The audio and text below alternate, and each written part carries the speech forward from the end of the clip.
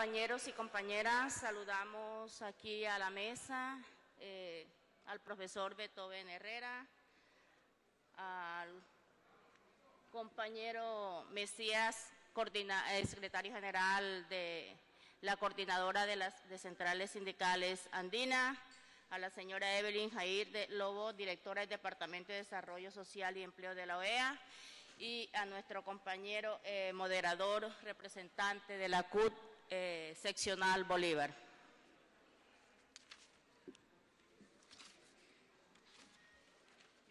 Y un saludo para todos y todos los compañeros y trabajadores y trabajadoras que se encuentran en este recinto y también de los trabajadores y trabajadoras que por alguna razón no están aquí, pero que están esperando precisamente que los que estamos aquí hagamos una presentación o representación por ellos que no pudieron venir.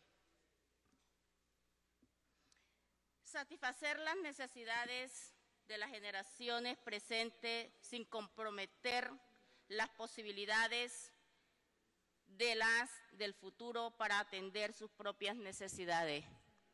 Eso es desarrollo sustentable.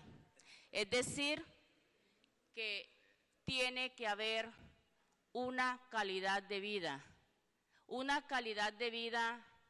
que cubra el tema no solamente laboral.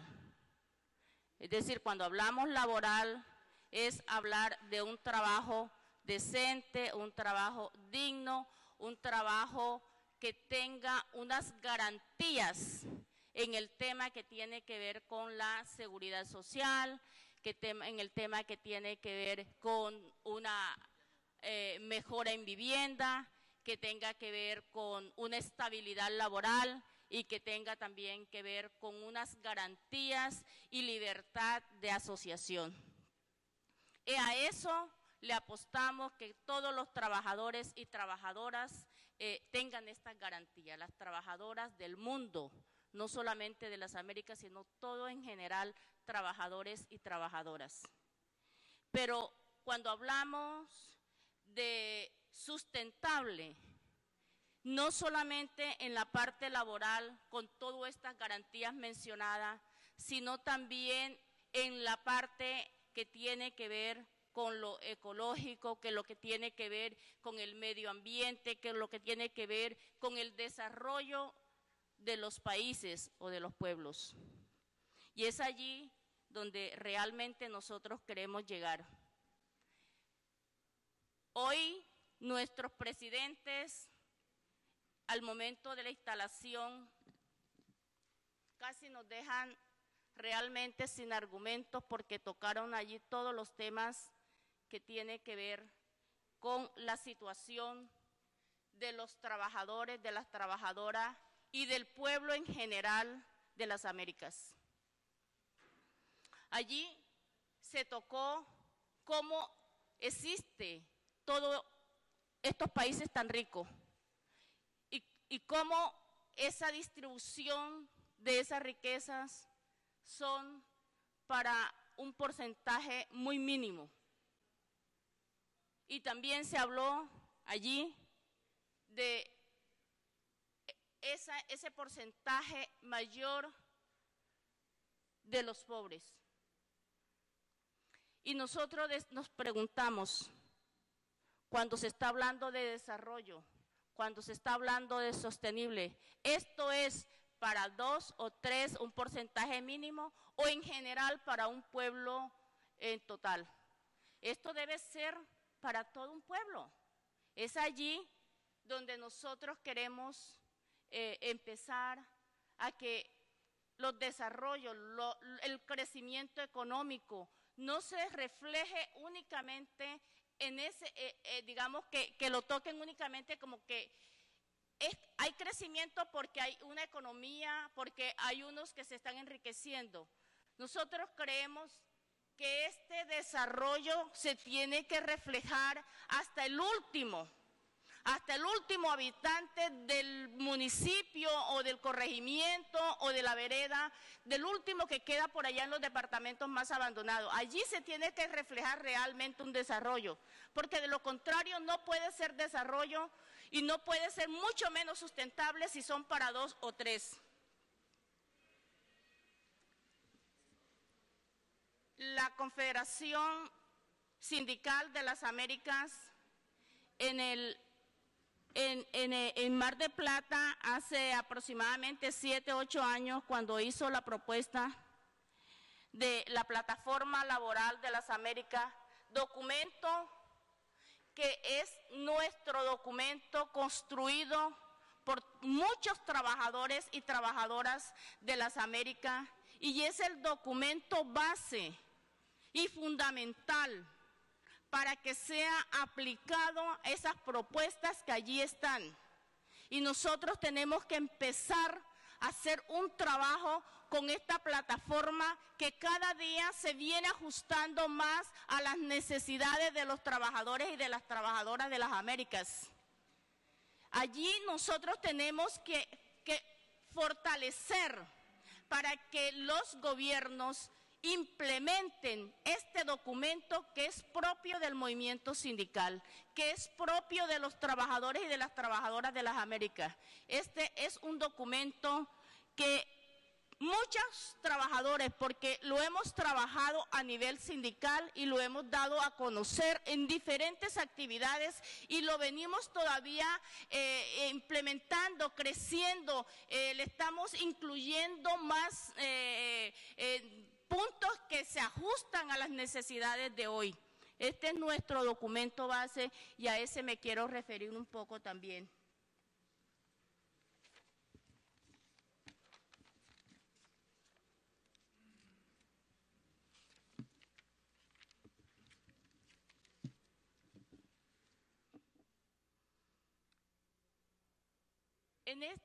En estas, digamos, 2 últimas cumbres, tanto la del Mar de Plata como la que se dio en Puerto España, en Trinidad y Tobago, allí salieron unas declaraciones muy, muy importantes. Sin embargo, digamos que esta pasada declaración no se ajustó como a lo que los trabajadores y trabajadoras queríamos. Sin embargo, sí vemos y saludamos, por supuesto, estas cumbres porque creemos que es un espacio tan importante y hoy vemos mayor importancia porque alterno está la cumbre de los pueblos. Esto quiere decir que realmente hay muchas necesidades que se tiene, que el pueblo llama para que sea escuchado.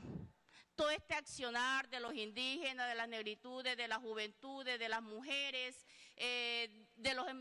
inclusive de los mismos empresarios.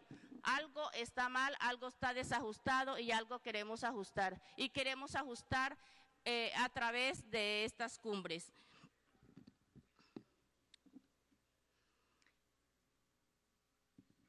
En esa declaración de Puerto España, en ese borrador, digamos que no se reflejó exactamente lo que los trabajadores y trabajadoras querían. Sin embargo, vemos que es tan importante que allí se nos escuche.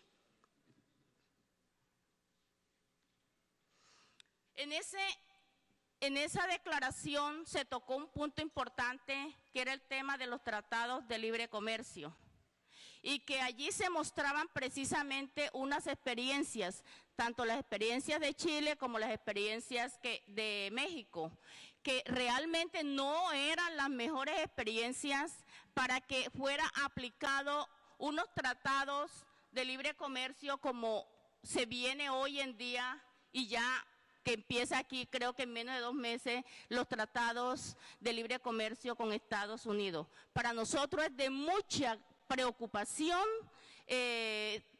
saber que se va a desarrollar, que ya está firmado, que ya está acordado y que ya se va a aplicar este tratado.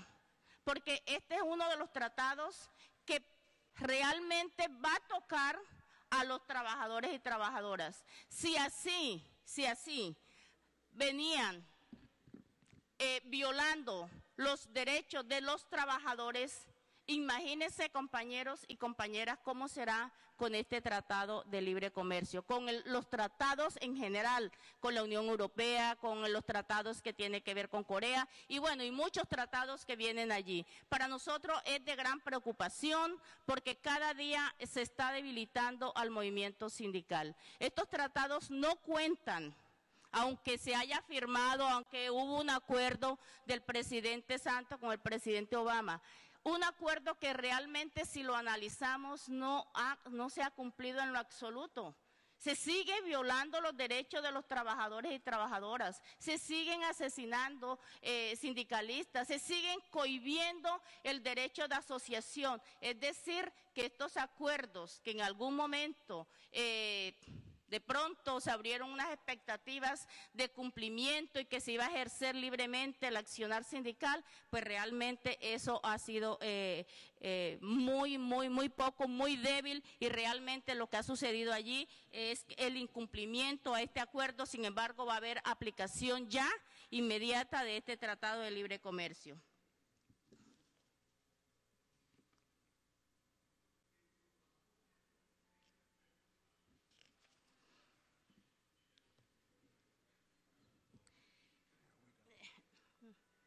Caramba, se me fue. Sí, tengo aquí un poquito. Yo iba a tocar unos puntos que habíamos aquí mirado en la parte que tiene que ver con las minerías y qué está sucediendo realmente cuando se habla de desarrollo, cuando se habla de minerías. Ay, caramba, no.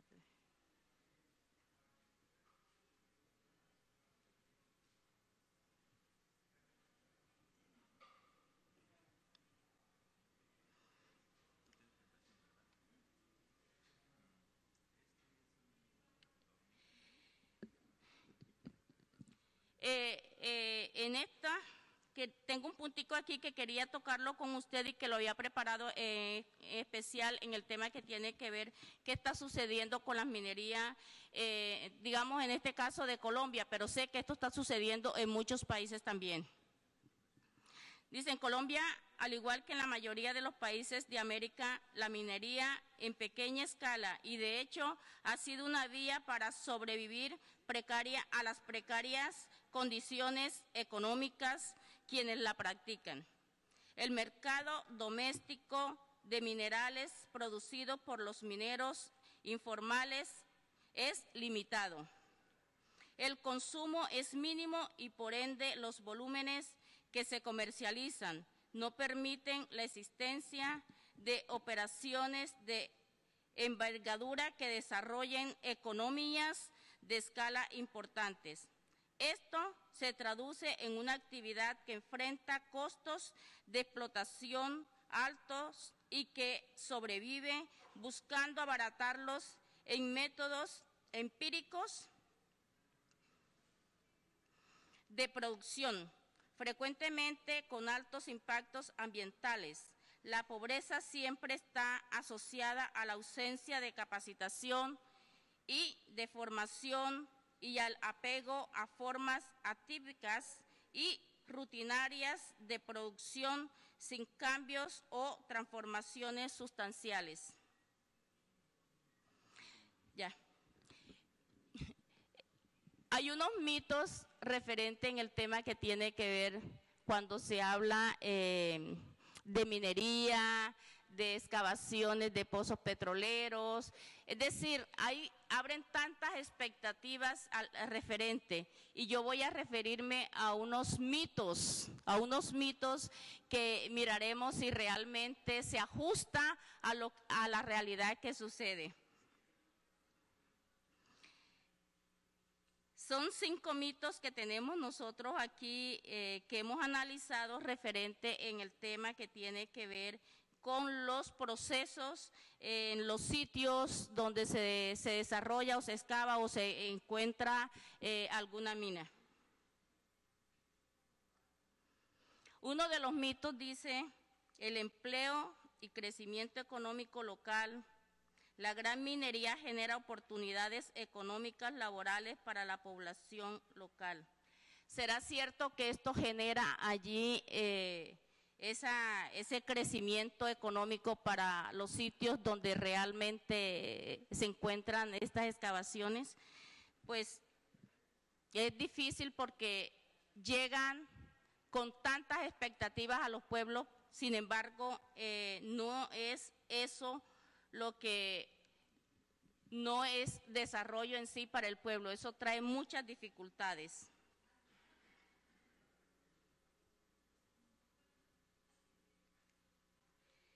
En el mito 2 habla de los beneficios de la minería que se quedan en los países donde se extraen los minerales y las empresas contribuyen con impuestos para el desarrollo del país. Con mucha frecuencia la minería deja a su paso descomposición social, desplazamiento, pobreza, contaminación y destrucción ambiental permanente. Los beneficios se van para grandes empresas y los impuestos no reparan los daños causados por la comunidad. Eso realmente es lo que sucede. Otro mito es las empresas de exploración vienen solo a averiguar si hay metales. Si encuentran algo en la comunidad, deciden si van a proceder. Eso también es totalmente falso porque cuando llegan a las poblaciones nunca consultan con la comunidad, sino que llegan, hacen su trabajo y simplemente dejan todo en destrucción. Y un cuarto mito es las empresas mineras transnacionales respetan el marco legal de los países donde operan. Es frecuente encontrar que en el marco legal interno es general y flexible. Y eso permite que incumplan, por supuesto, el tema que tiene que ver allí. Por lo tanto, impulsa la entrada a empresas mineras transnacionales sin vigilancia y control. Y un quinto mito habla también de la minería puede ser limpia, no contaminada, contamina el ambiente y se puede hacer sin riesgos ambientales. También eso tiene mucho que ver. Hay una solución técnica para cada problema ambiental.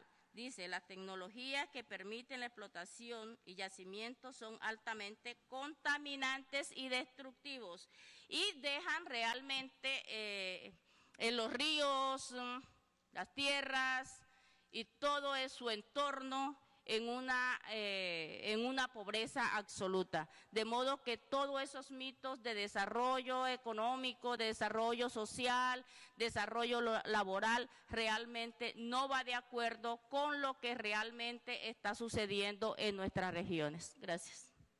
Le agradecemos a la compañera Flores, secretaria general de la CTC. Continúa la compañera Evelyn Yacir de Lobo, directora del Departamento de Desarrollo Social y de Empleo de la OEA. Bienvenida, compañera.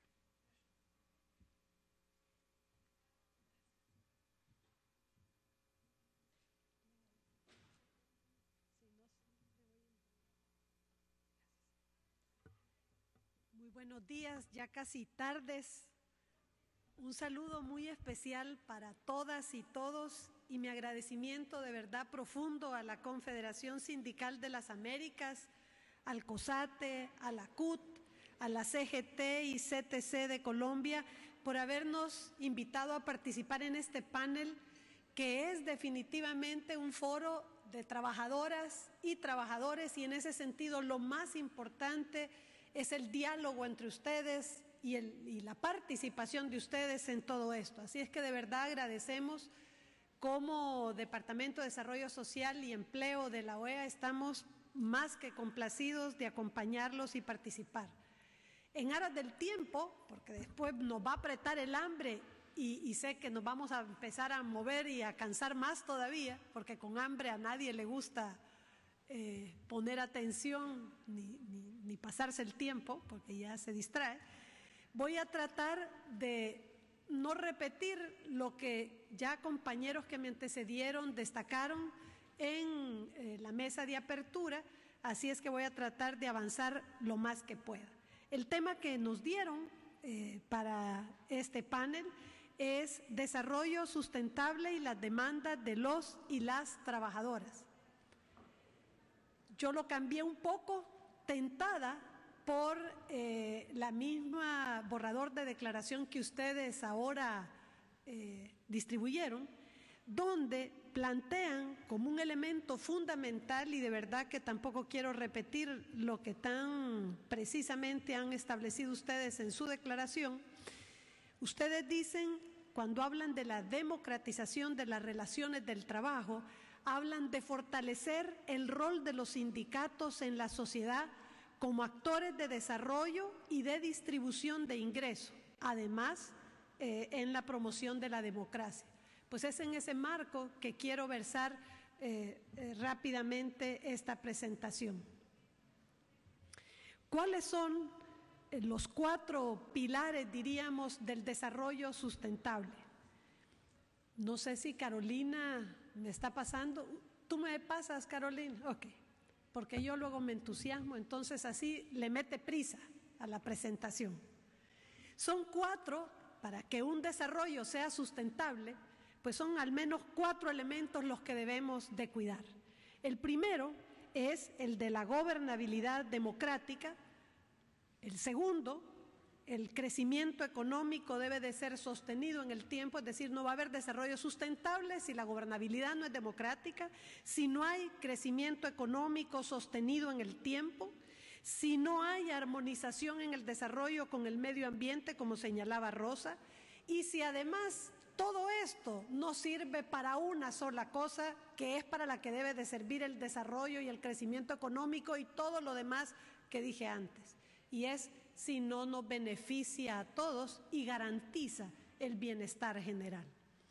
Desde esa perspectiva, cada uno de estos pilares lleva implícita responsabilidades y oportunidades para gobiernos, trabajadores, empleadores y la sociedad civil en general. Y por supuesto, para los que trabajamos desde una función más internacional. Vamos avanzando en cada uno de estos pilares. El primero, la gobernabilidad democrática. Más allá, y sabemos que la democracia va más allá de las urnas y que pasa, como ya lo dije antes, por lograr mayores niveles de desarrollo y bienestar, atendiendo además a la diversidad de intereses y necesidades de cada uno de los actores sociales. Antes se entendía que la democracia era, al final de cuentas, la imposición del interés de mayorías sobre minorías. Ahora la entendemos de una forma más compleja. Tiene que contener la diversidad de intereses y de necesidades. Y por eso hablamos que debe de expresar los intereses de los trabajadores, de los afrodescendientes, de los indígenas, de las mujeres y de cada uno de los actores. La pobreza y la exclusión social debilitan definitivamente la gobernabilidad democrática. No se puede decir que hay un gobierno democrático si hay los niveles de pobreza y de exclusión que tienen nuestras sociedades.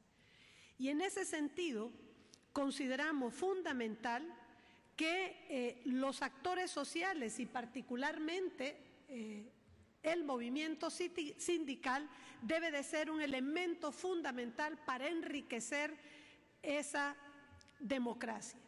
Son los movimientos sociales los que crean incentivos correctos y hacen que los gobiernos atiendan esa diversidad de intereses. Si no se lo recordamos, al final de cuentas lo que sucede es que el poder tiene su propia dinámica. Y no importa si es de izquierda, de derecha o de centro o de como ustedes le quieran llamar, el poder tiene una dinámica centrípeta, dicen. Es decir, atrae todo lo que tiene cerca y sobre todo lo que tiene valor para intereses generalmente particulares o de minorías o de grupos de poder. Son los movimientos sociales los que pueden transformar esa fuerza centrípeta en una fuerza centrífuga que sirva para lo que debe de servir el poder. ¿Para qué debe de servir el poder? Y se los pregunto a ustedes, ¿para qué creen que debe servir el poder? Para servirle al pueblo, para servirle a la gente y no para servirse. Y eso solamente lo pueden recordar, se le puede recordar a los que están en el poder, y piensen no solamente en los presidentes, piensen en los ministros, en los directores, hasta en el policía.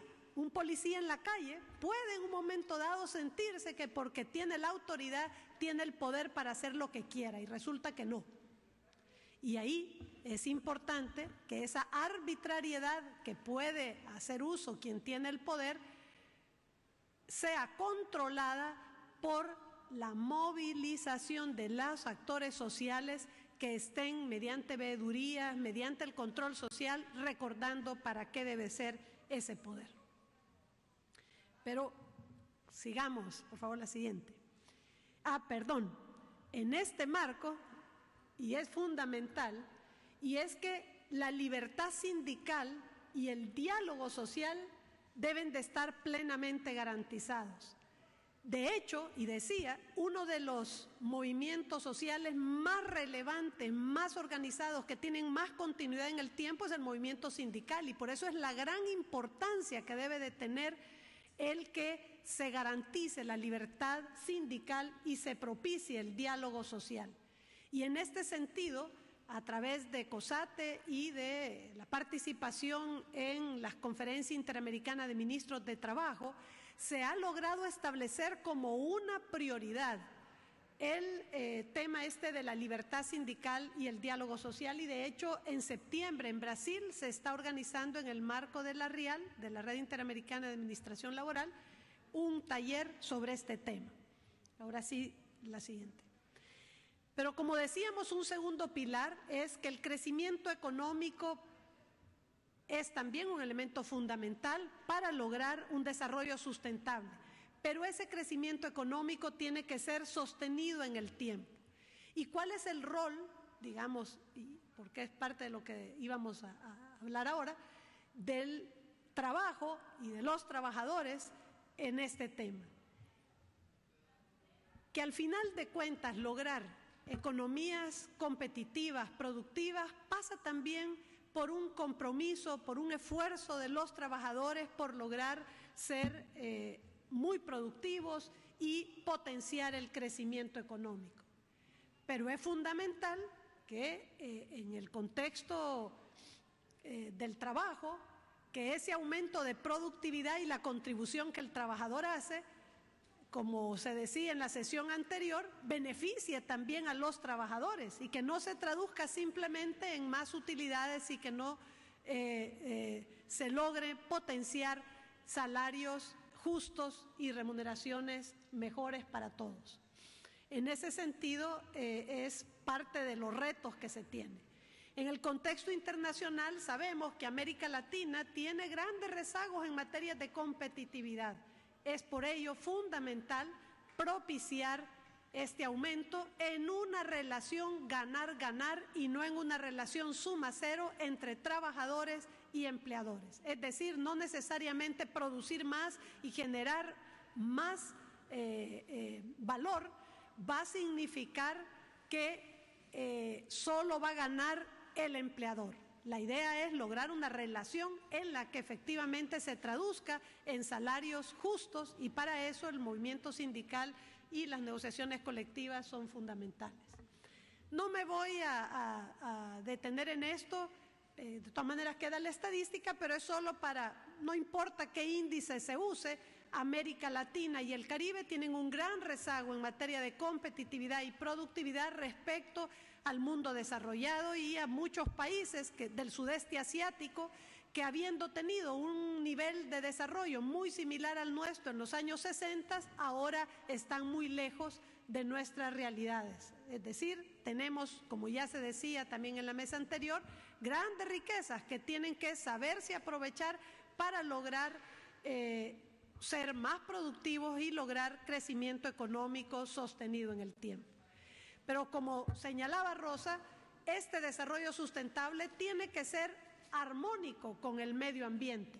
En ese sentido, preservar y potenciar esa diversidad y atender al cambio climático con la responsabilidad que ha de tenerse con las generaciones futuras. No basta producir, no basta vivir ahora relativamente en condiciones buenas y con cierta salud, digamos, ambiental, si estamos minando las oportunidades de ese desarrollo en armonía con el medio ambiente para las generaciones futuras. Y ese es un esfuerzo mancomunado también de gobiernos, empresas, trabajadores y sociedad civil. En este sentido, es importante procurar impulsar empresas responsables con el medio ambiente y promover marcos normativos y marcos de transición justa para aquellos trabajadores y trabajadoras que pueden verse afectados en este cambio. La siguiente. Por último, y no menos importante, no puede haber crecimiento sostenido y sustentable si no cumple la función fundamental de ese desarrollo, que es procurar y lograr el bienestar general. Ya se dijo, y no voy a abundar en estos datos, hay avances importantes, pero persisten enormes desafíos en materia de pobreza y de desigualdad. Para insistir y solo recordar los datos que daba también el secretario general, 40% más pobre capta el 15% de los ingresos totales, mientras el 10% más rico capta el tercio de los ingresos. Y 10 economías de la región están entre las 15 más desiguales del mundo. Esto, digamos, de la desigualdad es un elemento fundamental y, como decía, aunque han habido avances significativos en materia de pobreza en los últimos, sobre todo 20 años, hablar que en nuestro continente 31% de la población son pobres, estamos hablando de que 1 de cada 3 están en condición de pobreza. Pero como de esto ya hemos hablado bastante, yo les quería poner esta gráfica.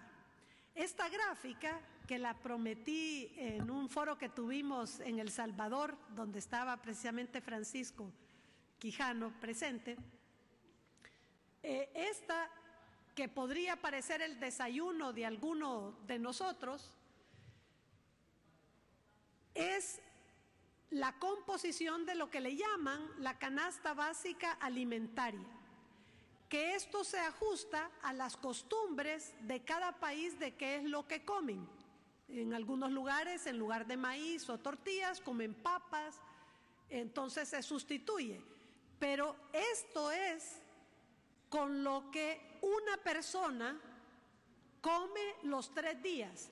No sé si lo alcanzan a ver, pero no es que esto come en cada tiempo, sino que, por ejemplo, la canasta básica rural con la que miden pobreza en mi país, que soy salvadoreña, es esta, y más o menos equivale a $1 por día.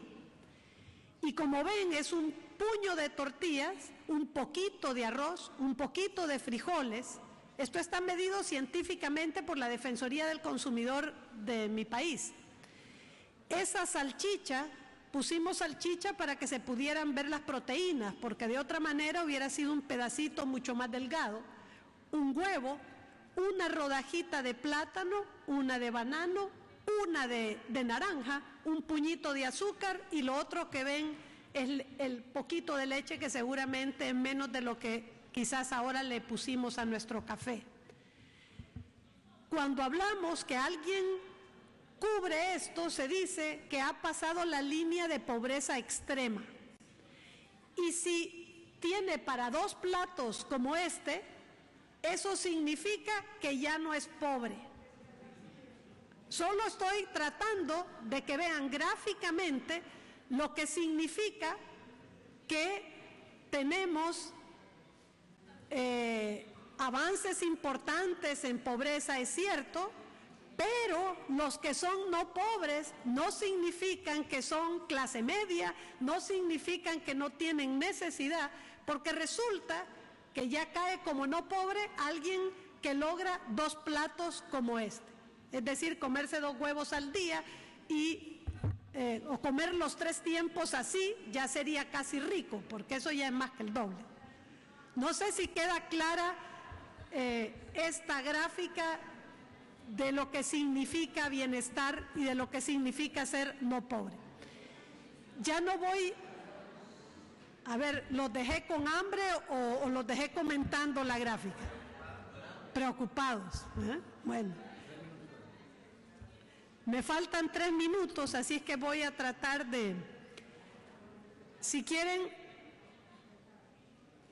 en relación nada más a los desafíos en materia de empleo, el desempleo se ha reducido, pero en América Latina y el Caribe el tema no es solo el tema del desempleo abierto, sino y principalmente la informalidad y el subempleo. Población que es casi o más de la mitad de nuestra población económicamente activa, aunque trabaje más de 40 horas a la semana, no logra ni siquiera tener un ingreso similar al salario mínimo en muchos de nuestros países. Y en ese sentido, y además estando en la informalidad, tampoco va a tener cobertura de seguridad social, ni en ese momento, ni cuando logre dejar de trabajar.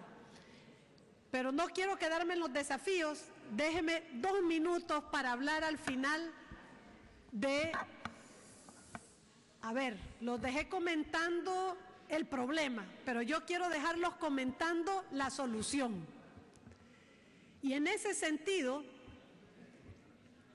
a ver, la gran discusión es cómo logramos superar esta desigualdad, lograr bienestar para todos.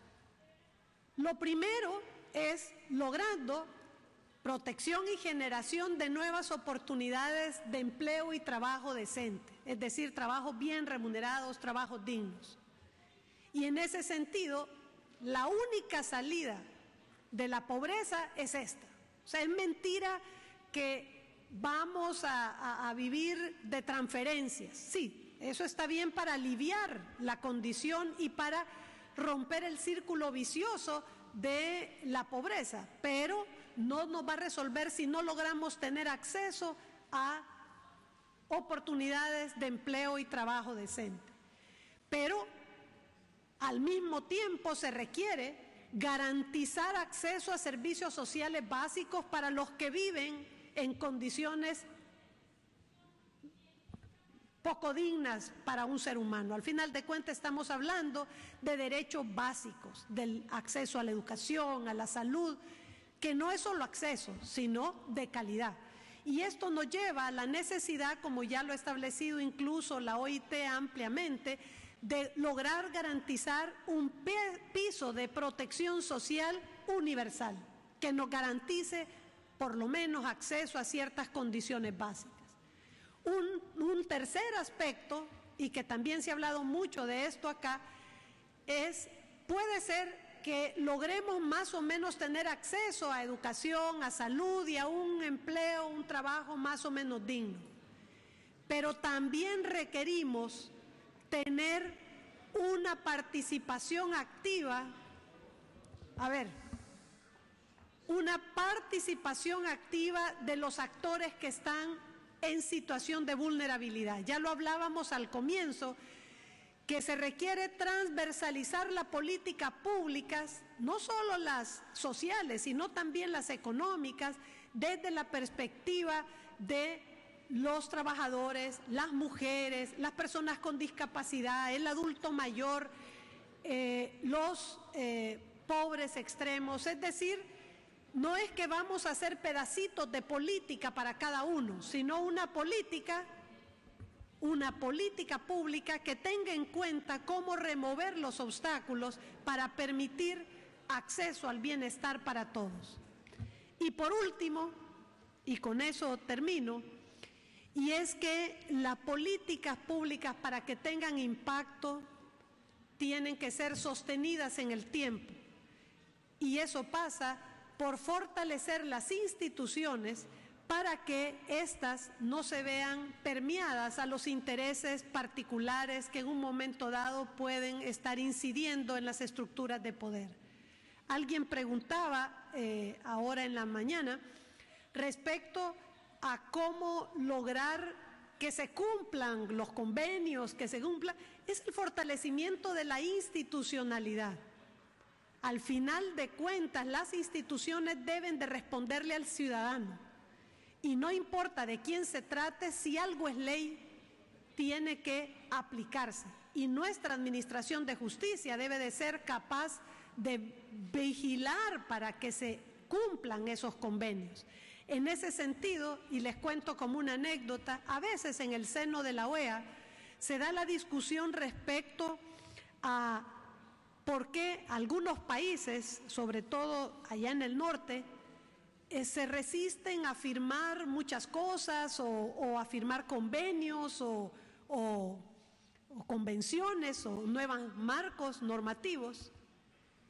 Y yo siempre, cuando escucho esa discusión, les digo, miren, es que los latinoamericanos y los caribeños somos muy fáciles para firmar y decir cualquier cosa, pero muy lentos para hacerlas cumplir. Y nuestros sistemas de administración de la justicia incapaces de lograr vigilar el cumplimiento y la aplicación de la ley. Así es que con eso termino diciendo de que ustedes me pidieron hablar sobre el desarrollo sustentable y las demandas de los trabajadores y las trabajadoras, pero para que el desarrollo sea sustentable requiere que las demandas de los y las trabajadoras sean atendidos, pero también que ustedes puedan contribuir activamente a la construcción no solo de mejores condiciones de trabajo, sino de sociedades mejores, más inclusivas, con mayor justicia y con mayor equidad. Gracias por la oportunidad.